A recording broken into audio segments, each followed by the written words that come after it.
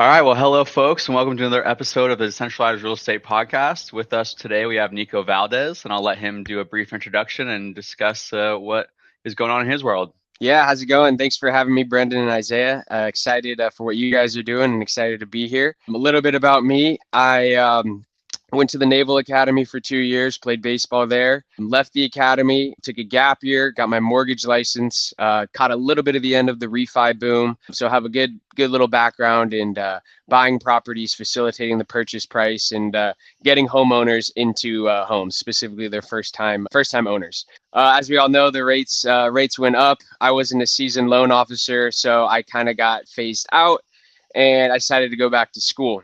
I finished up. I did 2 years at UC San Diego, and I got my real estate and development degree there.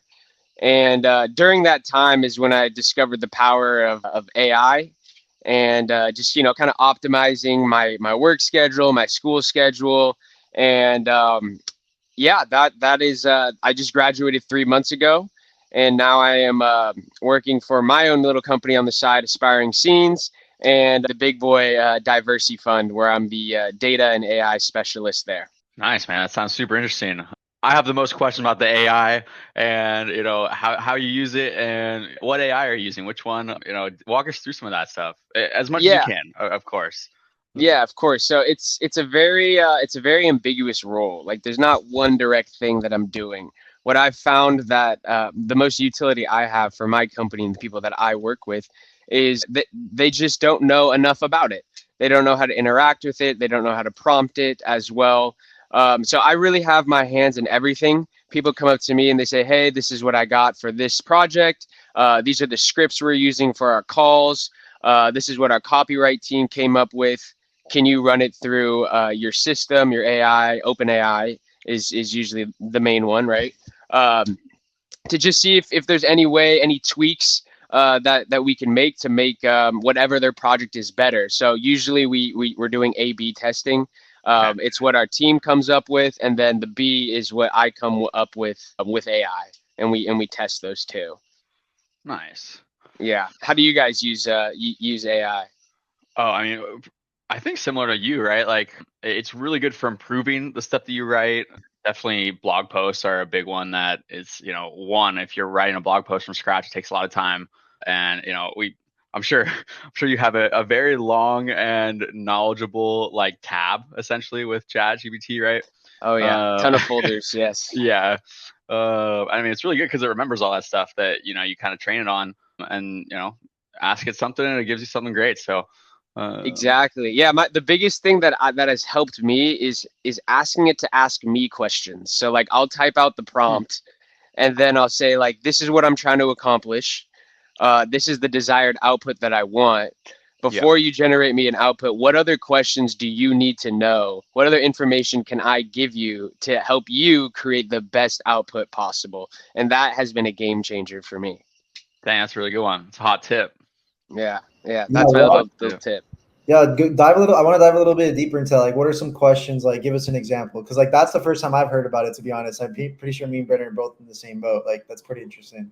Yeah. So one of the first tasks I was assigned with was taking a look at the data, all the data that we have, and one, organizing it, cleaning it, finding the data gaps, but also creating segments, right? So an example segment could be male age 30 to 40. And this is one that I came up with. Male age 30 to 40, lives in Washington. Let's think, works in tech, and he makes an income of about 80K a year. So I wrote out all these like sample segments, right, into chat. And then I asked it, I'm like, okay, get extremely micro with the segmentation process, cross-dimensionalize like a bunch of different traits, whether it's demographic, psychodemographic, financial acumen, and come up with segments, like micro segments, so we can create custom campaigns for each of these groups, right? Because we want to talk to introverts one way and type Ds another way. So I typed it in, and it came up with 5 or 7 main, segmentation columns. And it was what I said. It was demographic, psychodemographic, activity, how much they engage with our emails and our websites. What else?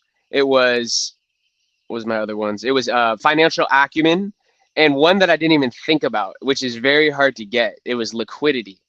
You might be talking to someone who's highly qualified, who knows about alternative investments, who knows about real estate, but if they don't have any money to actually invest, you're wasting your time, right? Yeah. So that was probably the biggest utility I got from that prompt that I asked it. Is now I'm trying. It's very hard to calculate someone's liquidity, but we're making progress with it, and I guess targeting these people a little bit differently. How are you coming up with like how are you calculating it? Right. So there's a lot of liquidity events that happened, right? Some of them are better than others. You sell a house, you get a HELOC, someone passes away, you get inheritance. And like this is an information that's very like publicly available, but you can either find companies that do it. Like, for example, if I were to sell a house, probably within a week, I'd get hit up from US Bank and the big players, the big banks in the game saying like, hey, park your money here in our new high yield. Like, how do they know I just got a bunch of money in the bank account? So that is one way. It's very expensive. And I'm still kind of putting myself around mentors that can tell me how to get that information. But right now I've just been predicting it with machine learning models. So I take someone's income, their net worth, zip code's a big one. If someone has a Beverly Hills zip code compared to Timbuktu, it means something else. Yeah, they go higher right? on your list. Yeah, it means something else, right? The conversation is a little bit differently. So those have been the big drivers. And then just on the phone, talking, having our sales team kind of poke around a little bit and see like, hey, how long have you owned your house for? Are you planning on selling anytime soon? Those can get, we assign points, and then we give each person a liquidity score. And that's what we're doing right now. Interesting. Do you use stuff like PropStream or, the ones that, because I mean, a HELOC and like, you should be able to especially apply those machine learning algorithms to like the sales, right? Because whenever a deed transfers title or, deed to a house transfers from one person to the next, like it is recorded, and, those records are increasingly becoming, online, and really there's very little counties that don't do, online record keeping. So you can definitely keep track of, that. And also whenever someone does a HELOC or gets a mortgage, it gets recorded on that deed so that you can, tell if someone gets a second mortgage out or, whatever it may be. So I'm sure there's definitely, I mean, obviously it sounds like you have a lot of those data sources, but those are always good ones. I'm always looking for more. It helped working in the mortgage field for a year, so I have good relationships with the escrow teams, with the title companies. So keeping that relationship strong has definitely supported what I'm doing now. Nice. Sweet. Yeah. You were talking a little bit about sort of creating segmentations for, ICPs. I'm curious, where are you getting, because are you using OpenAI to source the leads, or you're just creating the ICP and then going to a different software and then building a list? Like, sort of, can you walk us through a little bit of sort of like that process? Like, where are you getting your leads specifically, or is this all through OpenAI? Yeah, so I'm in charge of making the lists that I hand off, and then taking that feedback, putting it back into the machine learning model and iterating it, right? So right now when I came in, we were running with Mixpanel, and that was a platform that we used to get activity. So that'll tell us, who clicked on our emails, who visited our website, when their last login was. So we're not just targeting people who might fit our ICP, but fit our ICP and have engaged with us in the last 14 days. And we call him the mailman at our office. He's our email marketing guy, and he's pushing out thousands of emails daily. So we're getting that data. It's an active list. It's not static, daily, right? So the big CRMs that we use is HubSpot, Mixpanel, and Concert for our phone calls. So those are the big three. I take the data and I put it in one CSV file, and then I plug it into the machine, and my team has coded it. That stuff's a little bit above me. I kind of know who can do it, not necessarily how to do it. But yeah, my machine learning model team will create those output lists for me. So I hope that answered your question. Yeah, no, definitely. It definitely does. Super insightful. Okay, perfect. Beautiful. Yeah, tell us more about like, well, so you're more kind of in the data and the AI, so it's more like you're on the sales side. Yes, I'm definitely supporting the sales team. Like that's my number one priority, right?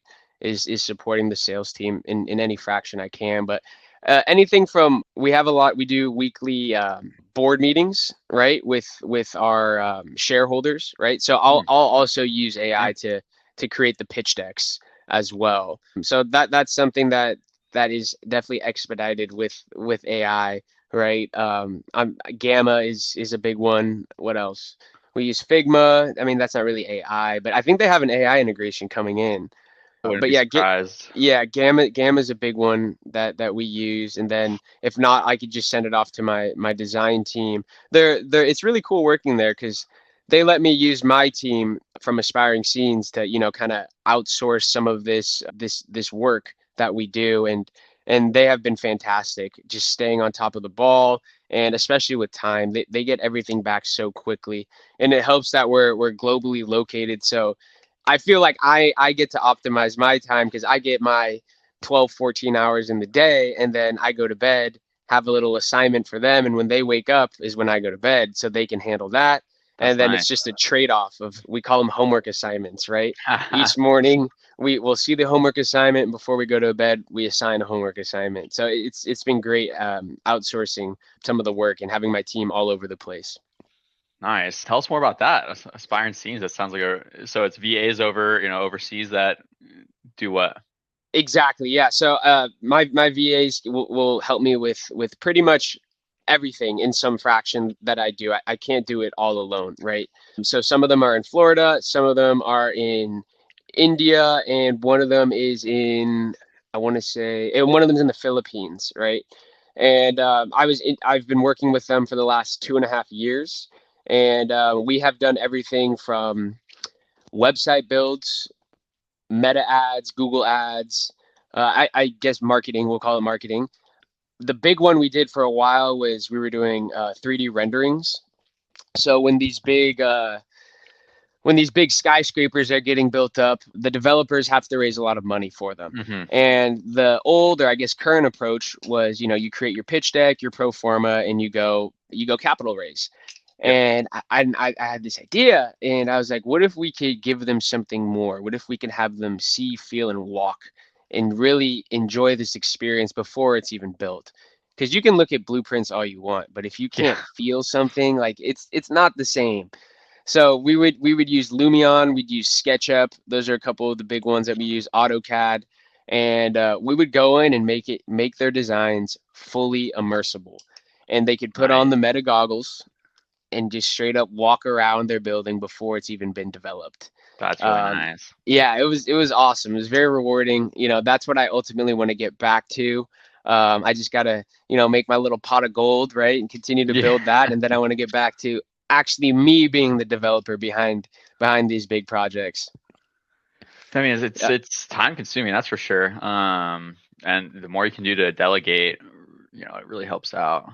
Absolutely. Yeah, that's a big one. I read this book. It's called Who Not How, and that really fast tracked it. A lot of the things that I was doing, I was so wrapped up in YouTube and reading books on how I could figure this out, like, how to do this for dummies. YouTube is the biggest learning platform in the world. Oh yeah.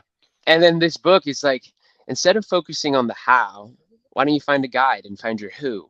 Who can do it? You're not the best at everything. One, they can either teach you how to do it, or they could do it for you. And that has been such a game changer in my life, reading that book. So I suggest it for everyone out there. Find the link here. Yeah, right. Yeah, find the link here. No, definitely the people you surround yourself with and the teams you build are going to be the number one driver. That's for sure. Yeah, absolutely. Absolutely. Finding a guide. And that's what we try to do at Diversity Fund, right? It's a wealth fintech platform, but we want to we want to have the everyday Main Street investor access to these private investments that the 1% have been they've been exclusive to the 1% for eons, right? Mm-hmm. Ever since Babylon, right? The wealth was defined Yeah. by how much land you own, right? How many goats you Yep. have, right? It's all, and that's not everyone has access, right? You have to be an accredited investor is a big one, right? You have to invest minimum 25K. At Diversity Fund, all of that is out the door, right? You do not need to be an accredited investor. You can, in the lowest barrier to entry is right now, we're trying to get it as low to $1, is $500. $500 gets you access to these private wealth building funds. And we have 33,000 active investors right now. And we're looking to grow and scale that. And it's been fantastic. We've seen exponential growth month over month. And the best part is we really feel like we're changing lives because we are, right? We're giving access. And that's the biggest thing. We are the guide. 100%. That's kind of the whole mission of our platform too. Mm-hmm. Democratizing real estate and other investments, and really breaking down those barriers to entry. Because you're totally right. I mean, most of them, most investments are really unreachable. Besides, things in the stock market. Exactly. Even a cheap single family home, you need tens of thousands or hundreds of thousands of dollars to get into. And then, I mean, you still have other things you got to worry about. You got to worry about carrying costs and maintenance and all this stuff. So it's really tough for the average person, especially, I mean, you grew up in California, right? Yes. The real estate market there is just so like hyperinflated on the price. And so it prices so many people out. And that's, I think, really where the idea, Isaiah and I had to start this platform came from, is because we saw there was no way we were gonna, easily get into, a home or even an investment property. And so by pooling our funds together, like so many people do, that's really the only way to attain it. Yeah, no, you're not wrong. Especially in California, right? My parents, my dad was an LO and my mom was a realtor, so they had a nice little ham and egg, growing up. But I've heard the language, I've heard the verbiage ever since before I could even understand what it was, and they have always said that it's the barriers to entry are higher than they should be, and especially for young first time homeowners. And I'm pretty sure that this group, millennials, we're all about to get to that age of buying a home. And a lot of us don't have the money to do that. So we're either living at mom and dad, saving up money, which is what I suggest everyone do for a little bit, right? Absolutely, if you can. Yeah, or you see people and they have roommates until they're 32 or 35, right? It's just very hard right now. And so I love that you guys are providing a solution.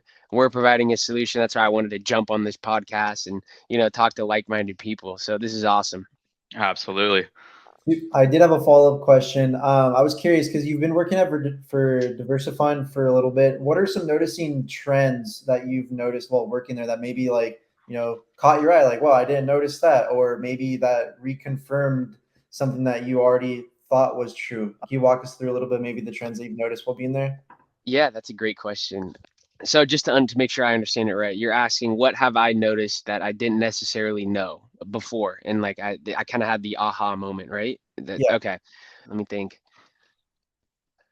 I would say, I'm sure you guys all know this, but real estate really is cyclical, and a lot of times what we've been hearing on the phone is people will be saying like, oh, like I'm interested in what you guys are selling, but I want to wait till after the election, or I want to wait until rates come down before, I make a decision.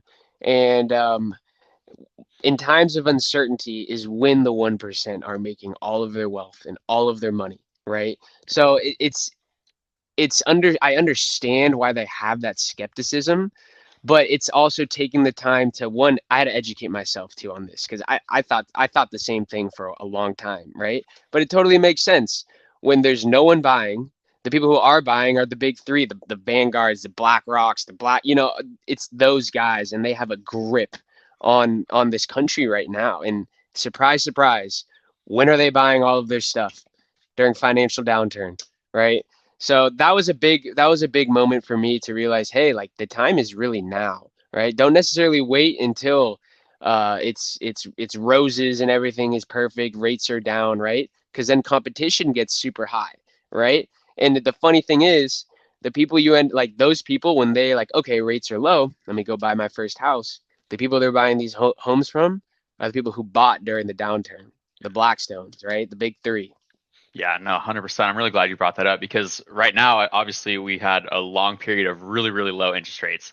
And then, as inflation started hitting, it really hit assets didn't hit assets, but because the money supply is now so much bigger, the assets just grew in value exponentially, over several years.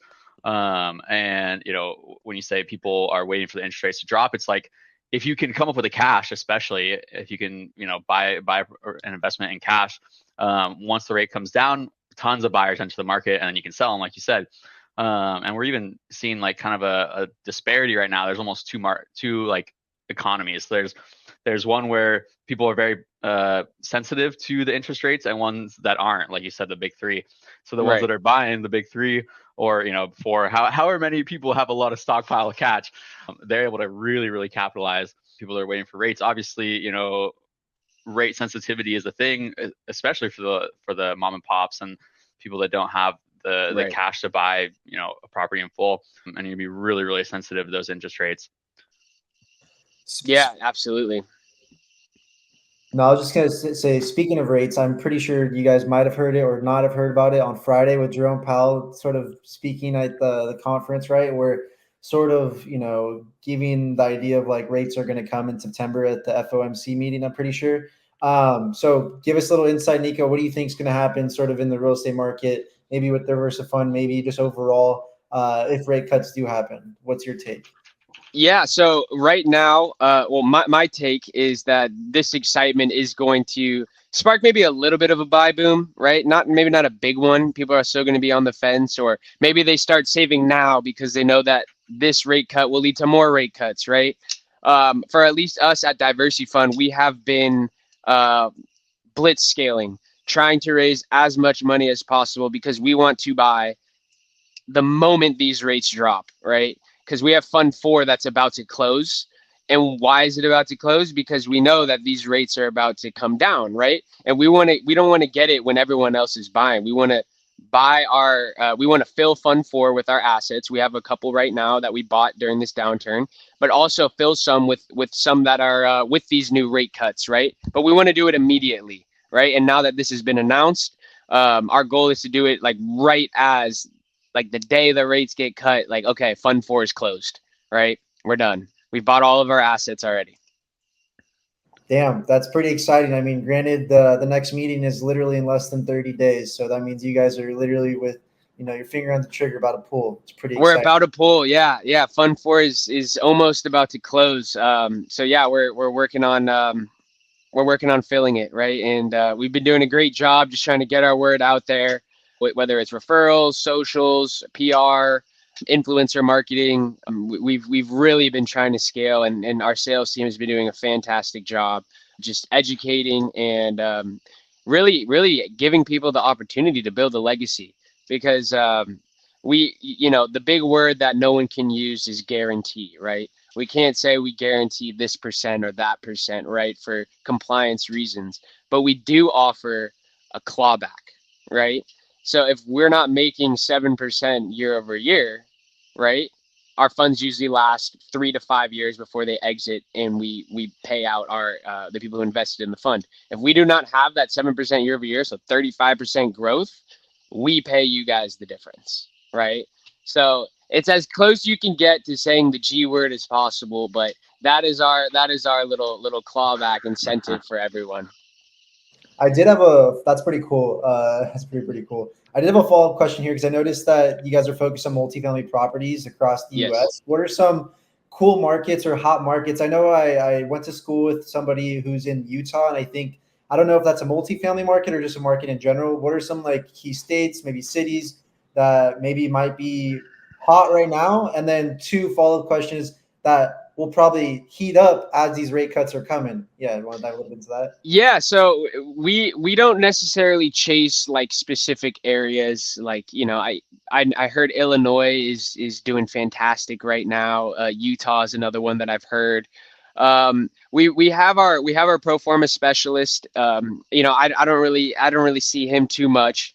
But we chase value in working class zones, right? And all of our pro formas are crunched with the notion that everything hits the fan and these have to be Section 8 housing, right? So if our pro formas don't crunch with Section 8, then we don't buy, right? And I'm not saying like we only do Section 8 because we don't. We're doing multifamily nice developments, right? But this is just our safety net.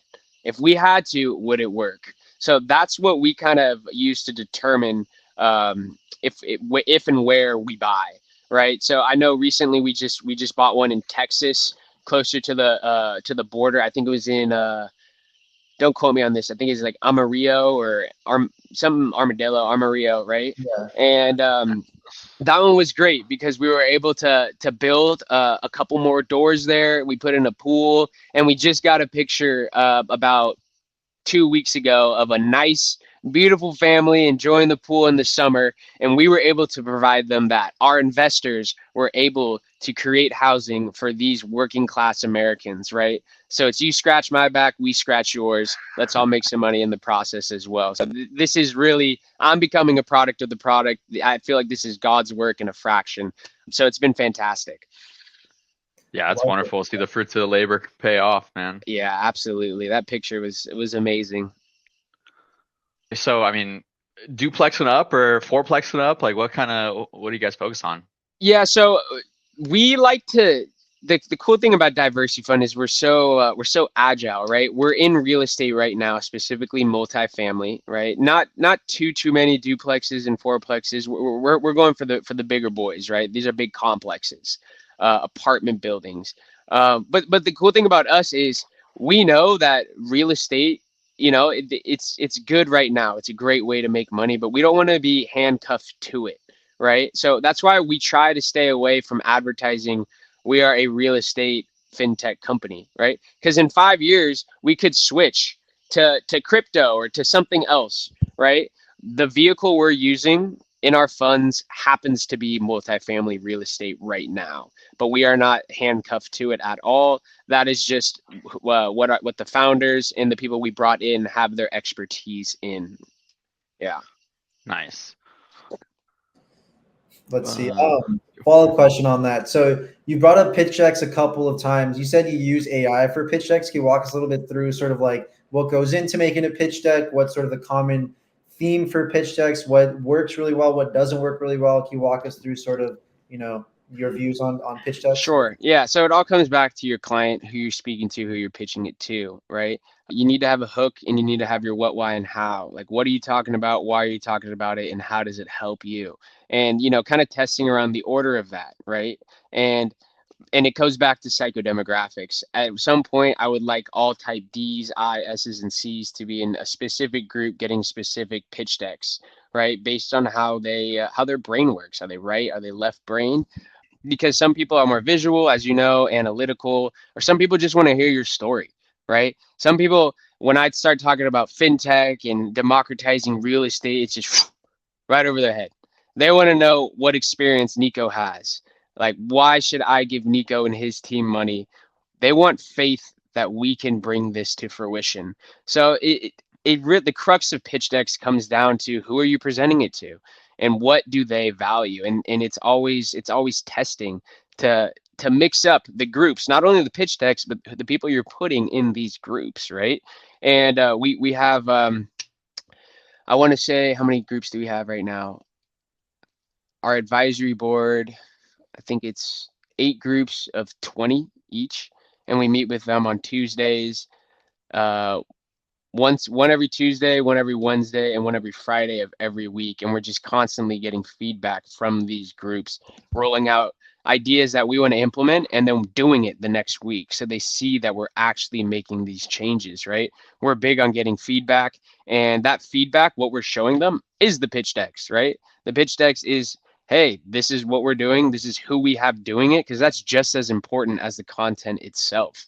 They want to know who the team is, right? So we have started taking time to do quick introductions of the team, just to not so much for validity, but more so for that connection, right? They want to feel like they know who they're talking to. And we live off of referrals. So if they believe in us, the actual people behind the scenes, and they also happen to believe in the product, that goes a long way. And we've seen so many more referrals, so much more money coming in applying that approach. Nice. Love it. Love it.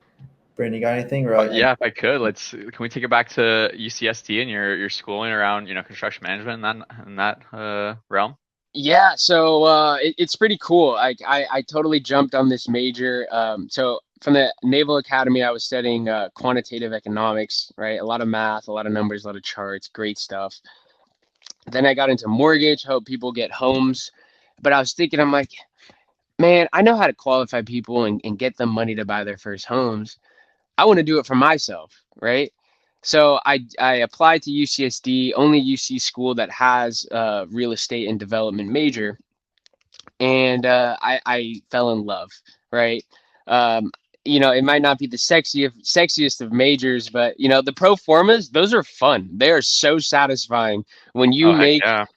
when you make a table crunch and make sense, and you identify your stabilization point, and you're like, this will work. The only thing I'm missing now is money. And Yeah. people think that money is the hardest thing to get. It's the easiest. Numbers don't lie. You don't need experience, right? If you have a pitch, if you have a pro forma and it makes sense and it's verified and it's checked, it's going to work. There is money out there. There's literally groups and forums that are designed specifically for this, for people who don't know how to build the pro formas but have money, right? And they want to get a piece, right? So that major was absolutely incredible. Um, yeah, just building the pro formas, financial analysis, market analysis was another one, and then we even got a little taste of the design and the renderings, and that's where I kind of like, oh, I could do something here. I could do something here. So we turned our computer lab into Aspiring Scenes headquarter for the first 6 months, and That's uh, great. we had a small team of 3, and we were just building renderings day in and day out in between classes, reserving it. Like I don't think any other students used it but us for like 3 months, just because we always had it reserved. Yeah, so I loved all the time there. The clubs, the mentors, the professors there were amazing. Yeah, I fully endorse UCSD, and I wouldn't have done it any other way. I loved my time there. That's awesome, man. I mean, obviously use it in Diversifund, but what's next? What's kind of your roadmap? What are your aspirations after that? Yeah, so Diversity Fund has very ambitious goals, right? And we plan on changing lives, of course, but at some point we would like every company is built with the idea to exit, right? So whether that's through a sale, an IPO, that is my next step. So as soon as that happens, I'm gonna take the little loot I would get from that, and I want to do the exact same thing for Aspiring Scenes, right? And that was the whole point of me going and working congruently with Aspiring Scenes and with Diversity Fund, because of the leaders that are at Diversity Fund, right? I am learning so much from the business development side, from the leadership side, from the capital raise side, from just how to be a good person. I'm learning so much from our leaders, John Reeves, Craig Cecilio, Ben Simpson. Those are the big 3 that make the world go around, right? We have our visionary in Craig, we have our integrator in John, and we have Ben, chief of sales and revenue, and he's the one who's really just on the floor, buttoned up in a suit. He's doing it all, right? Craig was a Colorado Boulder grad, and John and Ben also graduated from the Naval Academy as well. So they bring those leadership qualities, the ethos that's required from the academy. They bring it directly to Diversity Fund, and it's so cool to see how you can go from being a military leader to being a business leader, because it is amazing. It's like the gulag. We're all Spartans there. I always say it like, we only work half days, 7 to 7, 7 to 7, 12-hour days. But, it's easy to go to bed and it's easier to wake up, right? I love going in every single day and just contributing to the greater good. Yeah. That's wonderful, man. You love what you do, never work a day in your life. Yeah, there you go. I already went in this morning. I'm like, what? It's Sunday. What am I? I'm like, I fucking love it. I love it. That's awesome, man. Yeah. Let's see. I mean, we have a whole bunch of questions that Jesse provided us.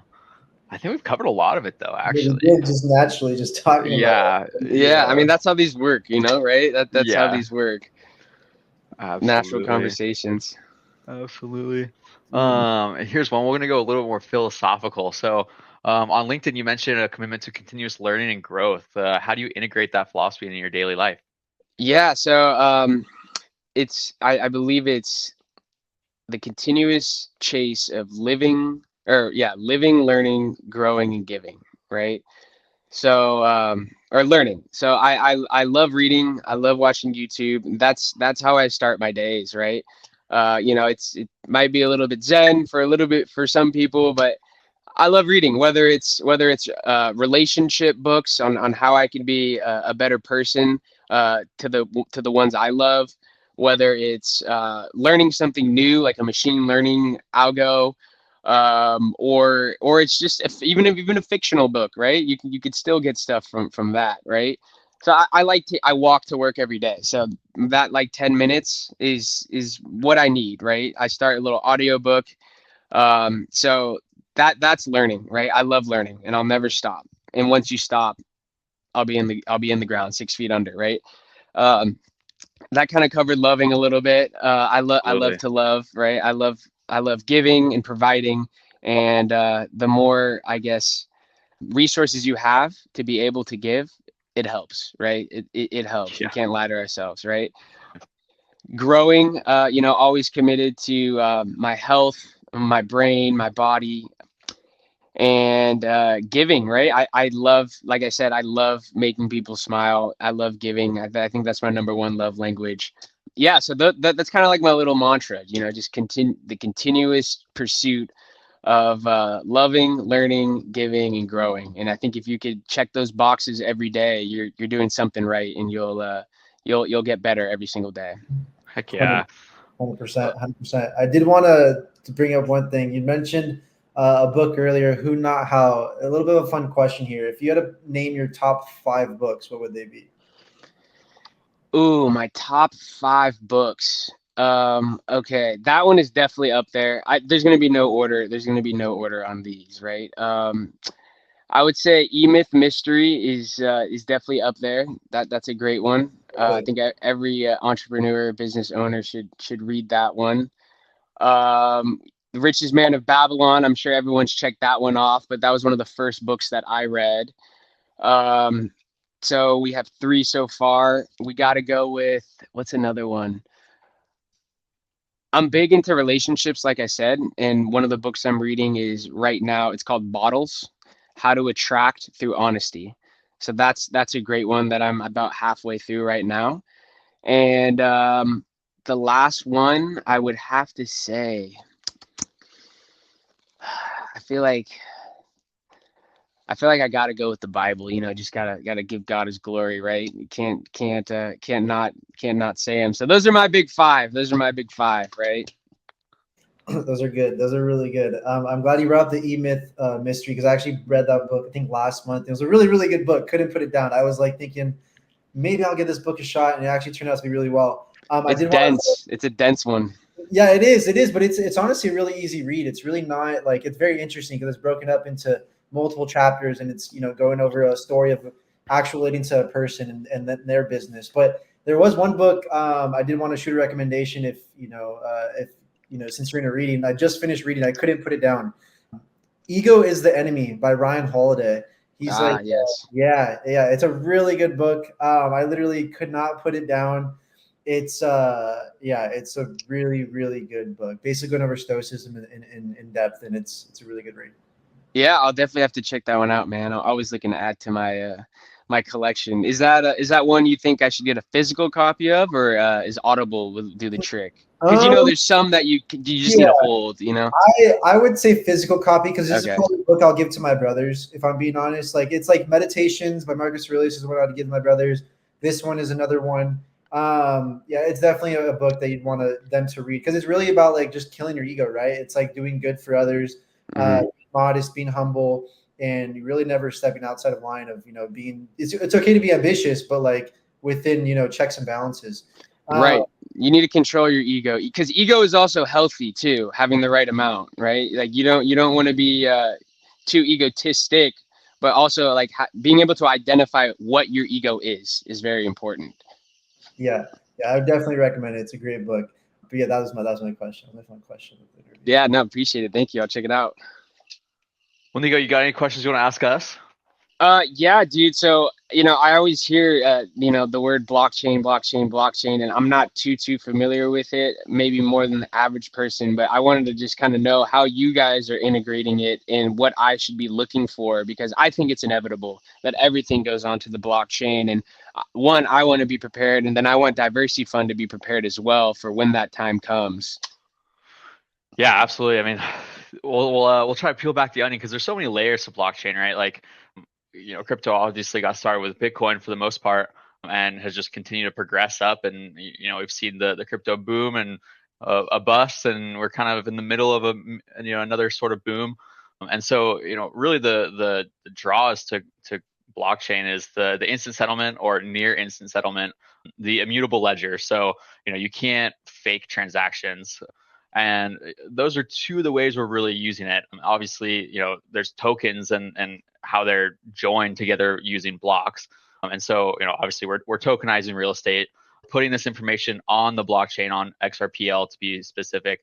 And so, really, what we're doing is kind of encoding the basic description and properties of this piece of real estate. So, address, maybe a legal description, just the basic characteristics of any plot of land, and then having that token on the blockchain, then we can actually tokenize it and allow people to purchase those tokens. And so really the use case is it allows instant transferability and Hmm. verifiable ownership.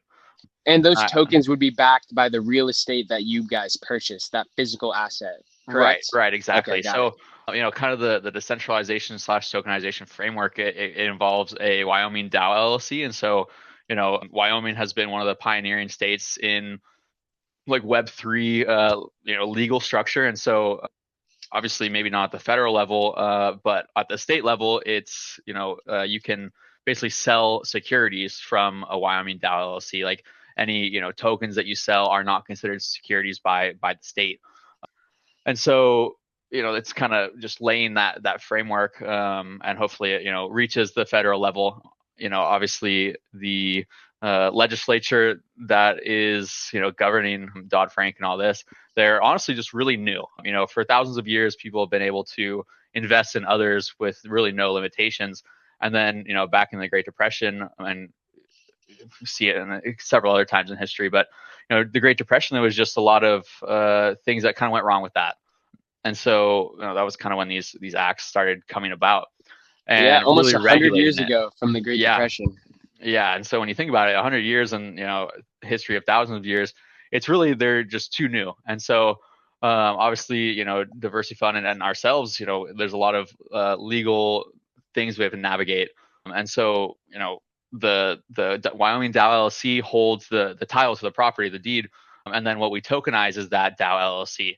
And really, there has to be an investment contract. You said, guarantee. And so when you guarantee it, that's you're creating an investment contract, which creates a security. And so obviously we don't guarantee any sort of returns. And we do our own pro formas and have other people in our membership do pro formas as well, so we can get Hmm. many different perspectives and views on what a real estate asset will produce and whatnot.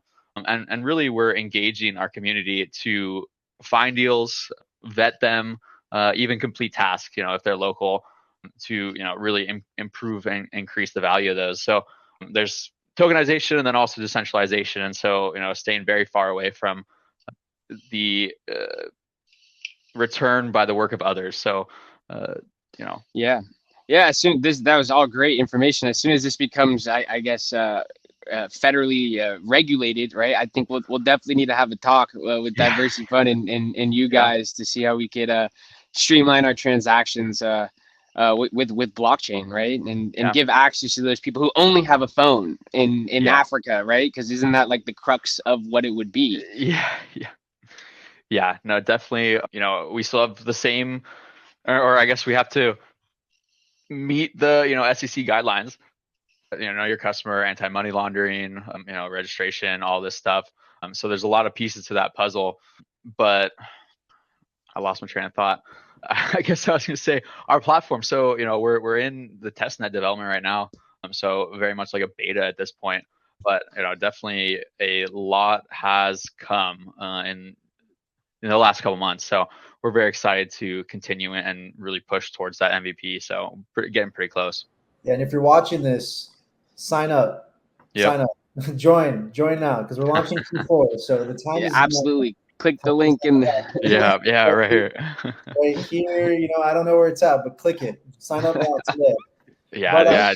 but I did want to touch a little bit though on Nico, like sort of giving a little bit insight like blockchain and sort of where we're going. I think the big first use case that blockchain is going to really see is like it's the Swift banking system, like cross border payments and stuff like that. That's why we're working on the XRP out, just because they're going to be the leaders in what we believe RWA, the push for real world assets and cross border payments. Because right now, typically, when you want to send, let's say $50,000 from over here overseas, it's typically going to take 1 to 3 business days. Whereas if you're using XRPL, you could literally send instant liquidity within 1 to 3 seconds. So if you solve that problem, you're literally expediting transfers all over the world and giving people access to liquidity, which was never available before, and just change the whole, global monetary system, which we're about to see, with the foreshadowing the new presidential election coming up. So I'll throw that out there, hot take. I think definitely things are about to take a wild ride here in the next 12 months. That's for sure. Yeah, no, only time will tell, but all truth is what you just said. I agree. I'm looking forward to it. Looking forward to the future. Excited for it. Definitely gonna be a crazy end of the year, that's for sure. Oh man, it's already been a crazy year. I mean, yeah. No, Enough that's said. awesome, guys. Enough said. Oh, Anything else? Any other questions? Oh yeah, go Nico. I was gonna. Zay cleared it up pretty well. I was gonna ask how blockchain and diversity fund can collab, but the instant payments, the security, you can't fake these transactions, right? I think that was the big thing. So that was the last thing I was gonna say, guys. Yeah, thank you for having me on.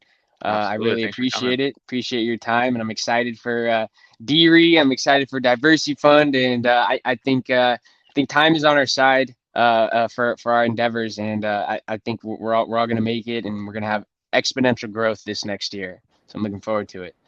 100%. Absolutely, us as well. And thank you so much for your time again. Isaiah, go for it. We have one last question here. One last question. I like to ask this question. If you could give yourself one piece of advice to you, your younger self, or someone else just starting off in the real estate space, what would you give them? What would it be? Like, what would the advice be? Get off the couch. You can only read so many books, right?